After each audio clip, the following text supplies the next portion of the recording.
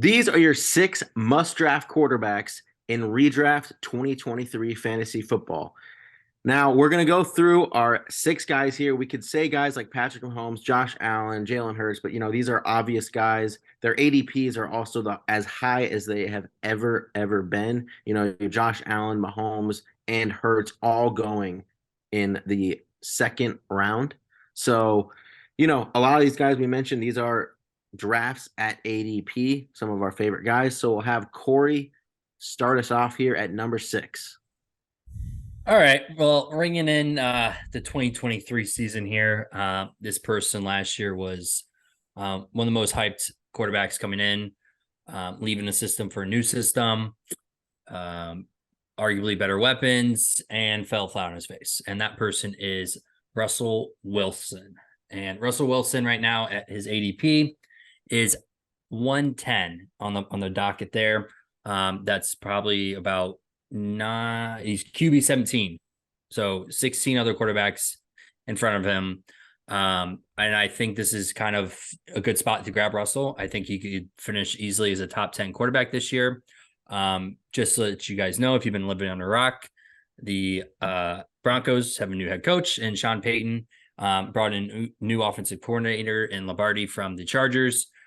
When Lombardi was at the Chargers, they had the 5th most yards in the season, and then the 8th most yards in the season in 2 years that he was there before he went to the Broncos. Now, with Russell Wilson himself, last year, again, I know down year, out of the 18 weeks, he only projected his entire projections had 4 games over his projected value of fantasy points. And I think now with the new offense, their offensive line got better this year. They have projected a top 10 offensive line this year. He'll have more time in the pockets. He's a little bit older now. He's 34.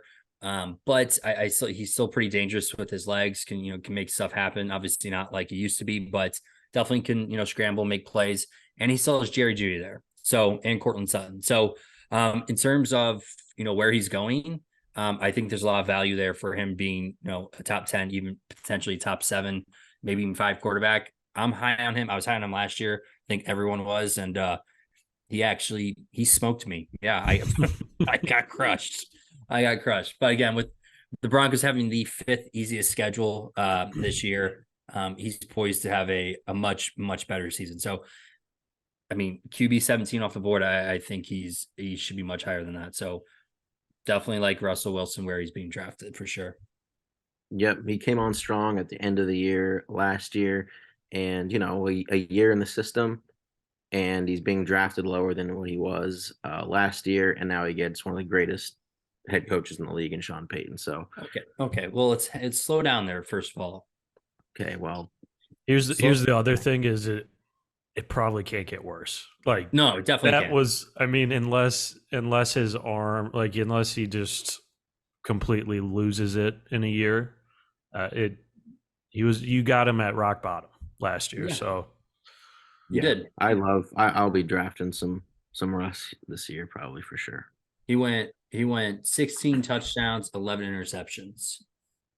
Or no, sorry. 16 touchdowns, 11 interceptions, sacked 55 times. So yeah, nothing's new there, but with getting sacked. But all right. Alex, number 5. Yeah, coming in at number 5, we got the lefty out of Miami, Tua Tagovailoa. So Tua's current ADP is sitting at 91, which puts him at QB 13. Obviously, last year, ton of concussions, missed a lot of games, only ended up playing in 13. But in those 13 games, he was 3rd in QBR behind only Mahomes and Josh Allen. He was 1st in passer rating and 8th in TDs. And a stat that I was completely shocked by, and maybe need to double check here, but ESPN had him down as 1st in deep ball completion percentage. So obviously that's kind of been the big knock on him, aside from the injuries, is his deep ball production. And apparently he was pretty damn good at it last year. So obviously you can't predict concussions, but He's been training this off season. I think he's like a black belt in Muay Thai or Jiu-Jitsu or some shit like that now. So hopefully he's learning how to fall a little bit better, maybe getting him a little extra cushioning on the back of the helmet type of deal. But yeah, another year in McDaniel's system. With those weapons, you got Tyreek and Waddle obviously on the outsides, two of the fastest guys in the league. I think assuming, and you obviously can't predict injuries, but assuming he's healthy all year, I think he finishes in the top 10 for sure. I mean, there's just that Dolphins offense is powerful, and there's a chance that they land Dalvin Cook as well, which obviously would alleviate some pressure in the box there. So I think Tua here at QB 13 is undervalued currently. All right. Love it. Love it. Love it. Yeah. I think with him, his ADP would be so much higher if, like, just without the concussion stuff. Like, he dominates when he's in there. And that's also like you think about like accounting for injuries, right? Like if it was like he hurt his shoulder, like he got tackled and like tore his rotator cuff or like injured like his throwing arm or a leg or something like that, I think I'd be a little more wary of it. Whereas like concussions, obviously he had a couple of them, but they're, I think, less common, less predictable than like, you know, a guy coming off an ACL and being like, okay, I don't, you know, let's see how he reacts from those things. Yeah, they're definitely less common like after months or a year removed, but obviously what they did was it was so stupid. But hopefully, yeah, like you said, if he's healthy, he's again, that's a powerful offense and could be again top 5 quarterback. Yep. So number 4, Lamar Jackson. His ADP right now is 38, which is QB5, which, you know, I just don't see a need to take someone like Mahomes, Hurts, Allen. Burrow is even in redraft. Burrow is going ahead of Lamar right now. And I mean, Lamar has proven he's just, when he's healthy, he's on the field, he's a top 5 quarterback, fantasy quarterback. And, you know, he did it. He was the number 1 guy in 2019.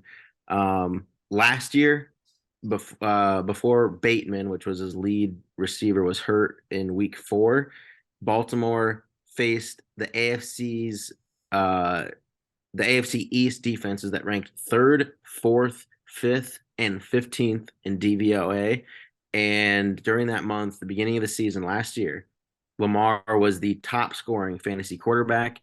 He had 2 40-plus fantasy point performances. I mean, the dude runs more than all, besides Jalen Hurts. He runs more than all those elite guys, and it just allows you to get a better skill position player, like a wide receiver in that 2nd round and 3rd round, or a running back, and then go get Lamar in the 4th. So I think he's probably my favorite elite, like if you're talking about like the elite quarterback in fantasy to go for. I think it's Lamar Jackson. You take that discount. Obviously, in real life, different story. I like basically every other quarterback better than him. But in fantasy, I mean, they just got Todd Monken. They got Zay Flowers. I mean, and Odell, for those that think Odell has some juice left. So it's like the best offense he's ever played in his career. This new Todd Monken offensive coordinator is just everything sets up for him. Yeah, completely agree. I mean, like outside of last year, every single year that Lamar's been in the league, we've talked about him as the number 1 fantasy quarterback, or at least in the conversation for it. So getting him at the value that you can this year after a down year, I think is a great move. Yep. Yeah, I mean, again, if he stays on the field, stays healthy, he's one of the top guys fantasy wise. Now, like BB said, other circumstances, you know, talking about real football, I mean, it is what it is. But yeah, they like better offensive weapons. We'll see how they utilize Zay Flowers, Mark Andrews. I mean, again, a loaded offense, and hopefully, yeah, he can stay on the field. All right, Corey, number 3. All right, number 3 here, boys, is someone we all love so much. Great guy.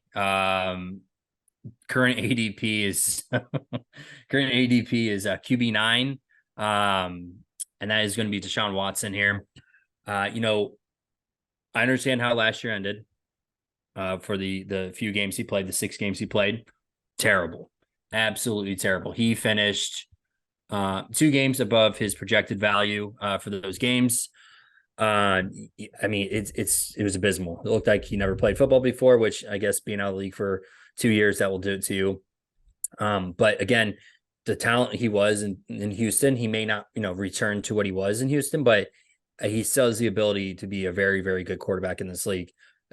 Again, he's probably one of the top rushing quarterbacks, in the NFL.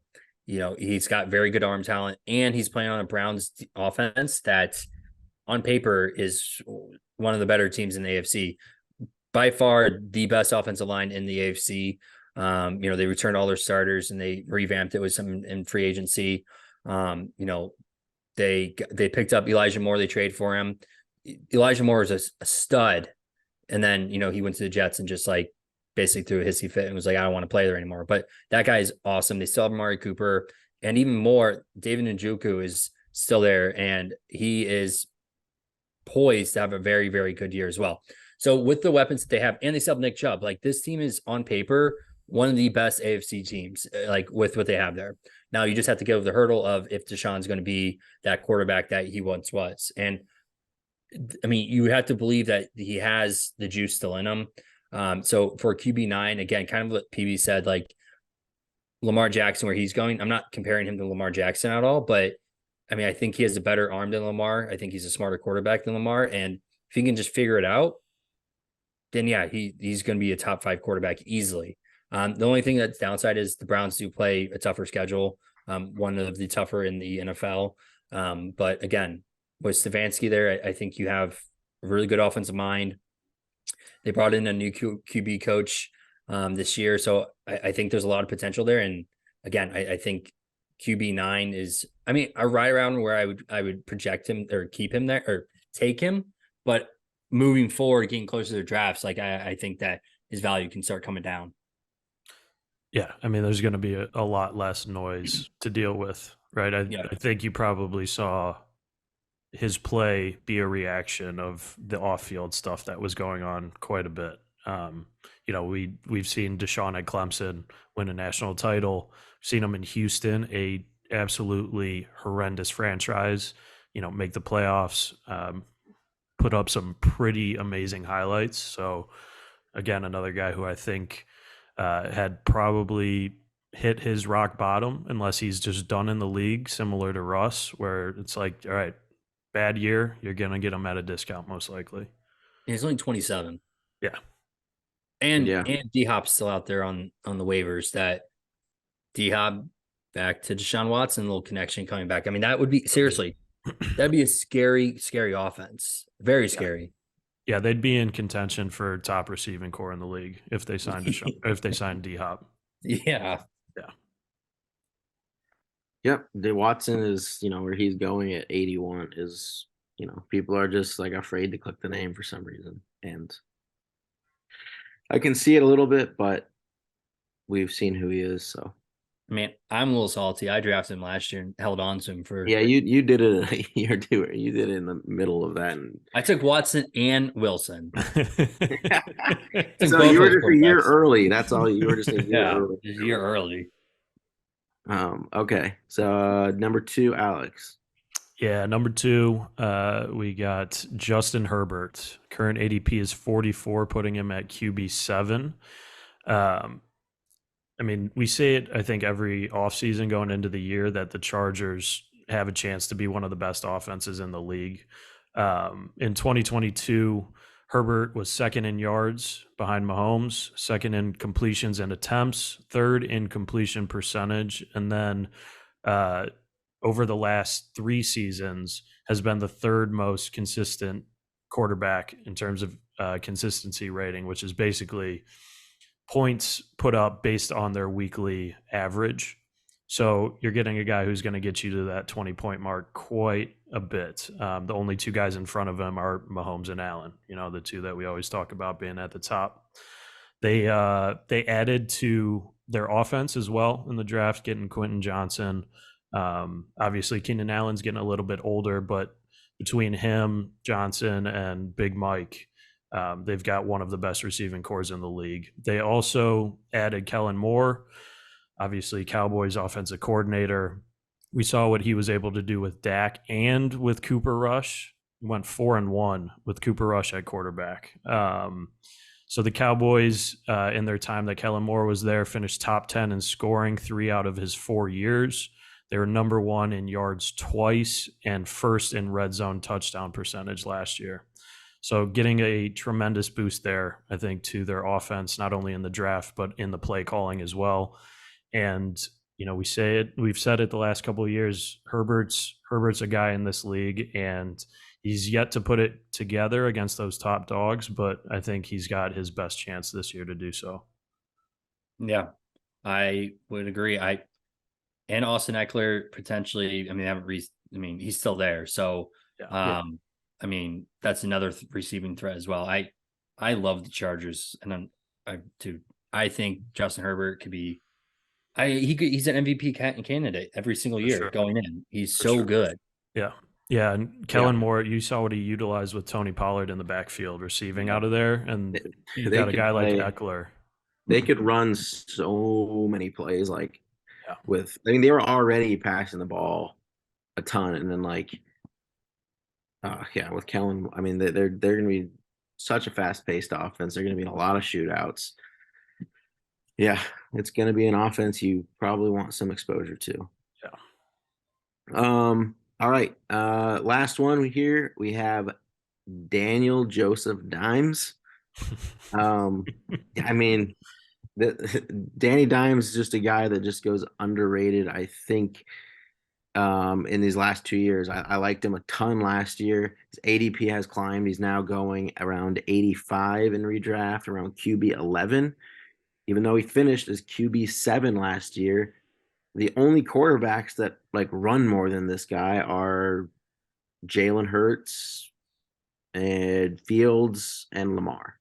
And then Josh Allen and Daniel. People would think oh, Josh Allen runs way more than Daniel. They run Daniel Jones between his first 3 seasons, and then when they just got Dable, his rushing attempts doubled. He was going from around 60 attempts. He went to 120 last year. So, that's exactly around what Josh Allen does. And, they have a upgrade in weapons now. You got Darren Waller. Then, you got some guys that are healthier now. Isaiah Hodgins kind of came on at the end of last year. Did they sign Jalen Hyatt, or they just drafted Jalen Hyatt? Sorry. So they just got better weapons, and I think that Daniel Jones, is going to easily pay off a quarterback 11 price tag. So, if you miss out on some of these early guys, just know you got Watson and Daniel Jones, and I would really try to get. And if you don't get one of them, we had Russ at number 1 that you can. But I would really try not to go beyond that tier, because in redraft it's different than best ball for those that play best ball, because you don't have 2 quarterbacks or 3 quarterbacks. It's just your one guy, and with these elite quarterbacks and how many points they score, I think we're getting to years where it's not optimal to wait on quarterback like it used to be in redraft leagues, where you could just punt it all the way to the end and then just stream. I think it's very valuable to get, an earlier round guys that rush the ball a lot. So that'll do it for our 6 must draft quarterbacks. We'll be back for 6 quarterbacks you need to avoid at their ADP. But thank you guys for watching, and we'll see you next video.